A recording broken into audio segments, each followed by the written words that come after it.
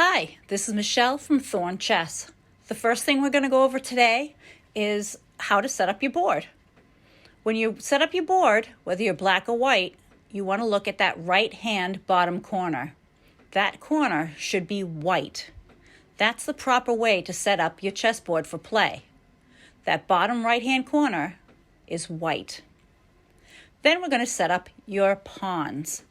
The pawns go on the second rank if you're white, and the 7th if you're black. And they line up in a straight line. The next piece would be your rook. The rook goes in the bottom corner on each side. The knight comes next, and then the bishops.